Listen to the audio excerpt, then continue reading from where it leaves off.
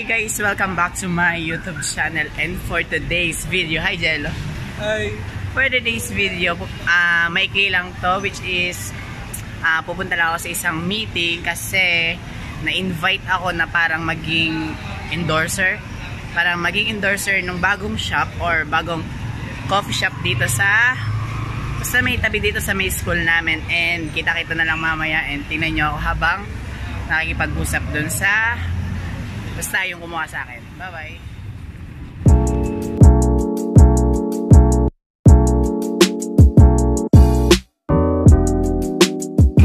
So yun siya guys, tanaw na siya dito, and liliban muna kami.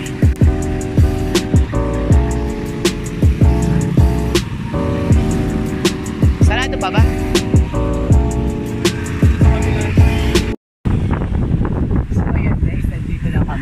And ito yung daan niya guys. Akyat. So yun, akyat na kami. Uy, sana magkasya.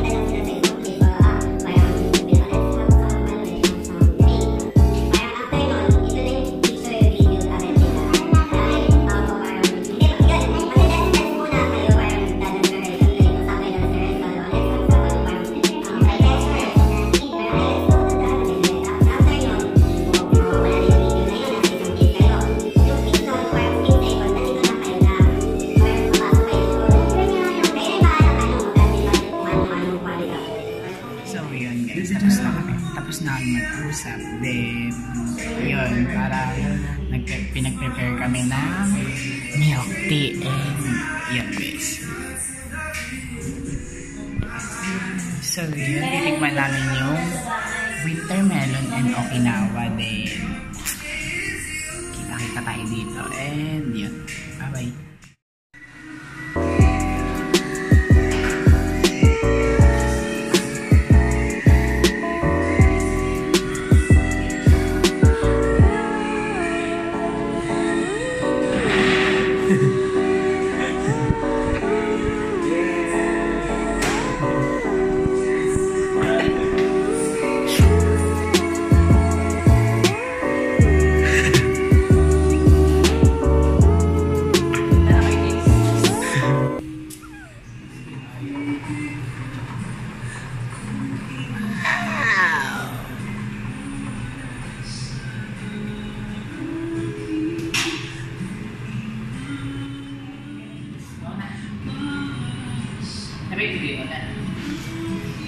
So ayan guys, kita nyo naman yung parang menu nila kasi nag-soft opening sila kahapon, and yun, waiting na lang sa ibang equipments or ibang menu nilang darating.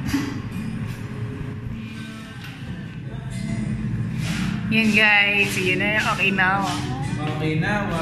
Ay Jello, ikaw wala yung ano dito. Crew. Part-time job po sir. Bye-bye. So yun guys, matindi. Okay lang. Okinawa. Sabi ko nga sa inyo, favorite ko yung Okinawa. And tikman natin yung Okinawa dito. Demitaza Coffee. Demitaza Coffee. Bye-bye. Wala akong kita yung first sa sarap.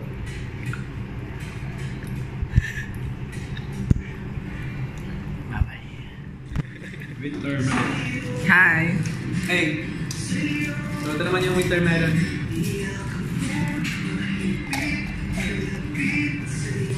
Go na girl.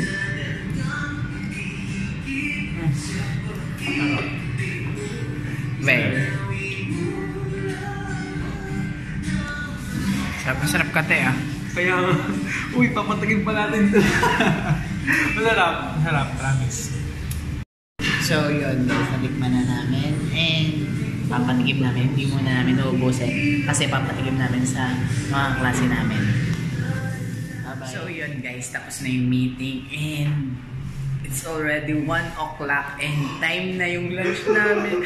12:40, late na kami. But okay lang yan. Basta yun, chika-chika na lang tayo. Wait lang, bababa lang kami. Nga pala guys, dala namin yung winter melon at Okinawa kasi free taste kumbaga sa mga klase namin. Wait.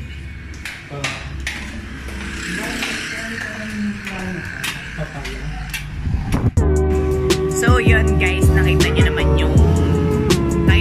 kung ano-ano yung nasa taas. Nakita nyo rin yung mga menu.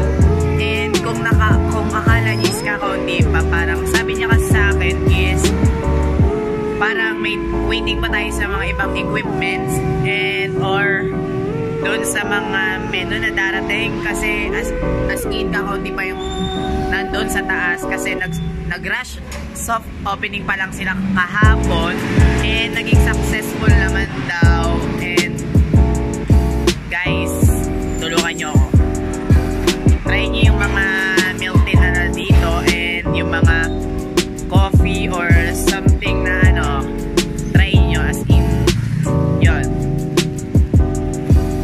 Ayan. Hey. So yun guys, and kita nyo ba yan nasa likod ko? Kasi kanina nasa taas tayo. Yun, nandun tayo sa taas and kita nyo yung nasa likod ko. Soon to be open or soon to open yan. Soon to open yan kasi yun nga, ngayon lang sila nagbukas and rush opening nga.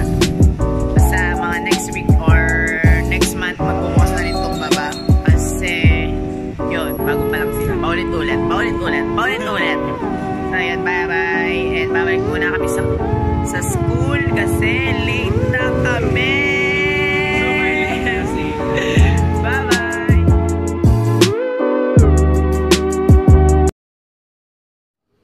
Yun guys, nandito na ako sa bahay, nakauwi na ako and nakapag-bihis na rin ako. And kita nyo naman, naka-jacket ako kasi sa sobrang lamig. Parang siya ang lamig-lamig niya.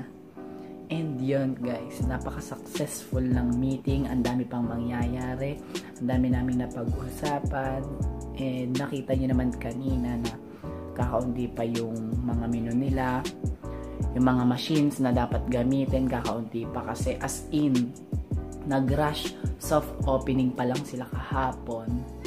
And yun nga, na-recommend ako nung taga-amin na maging isang endorser ng coffee shop ngayon, which is Demitaza Coffee Shop. And yun, in-accept ko, ginrab ko and nagpunta nga ako dun kanina, kita nyo naman.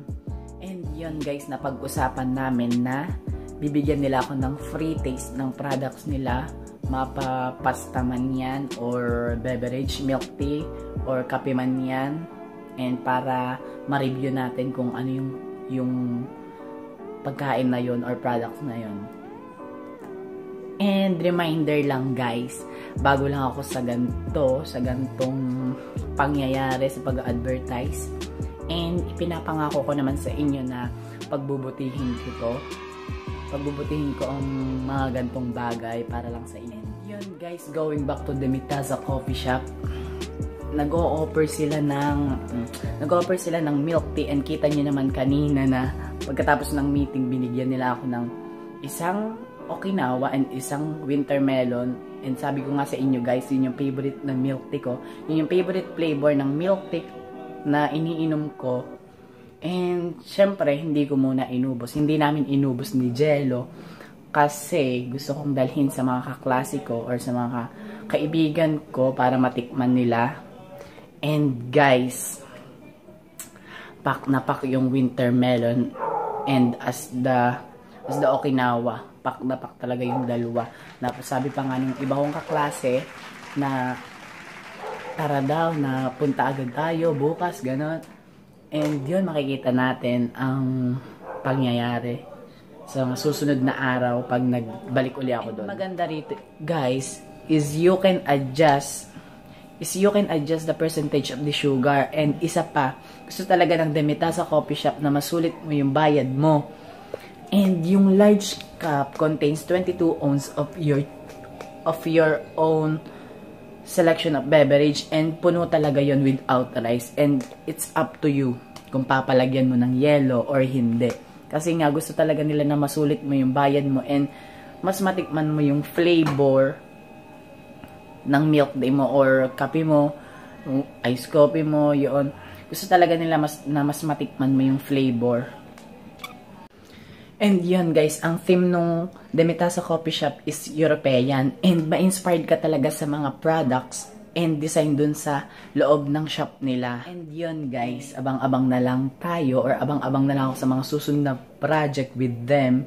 And yun, mag-vlog ulit ako about Demitasa Coffee Shop para malaman natin kung ano pa ang kaya nilang i-offer sa atin bilang millennial. Kasi sabi nga nila parang ang gusto raw talaga ng mga millennials is yung mga milk tea or basta mga milk tea raw, kaya yon. And yun guys, share ko lang, sobrang bait nung owner, sobrang bait ni Ma'am Donalyn, wala kayong masasabi, sobrang bait niya.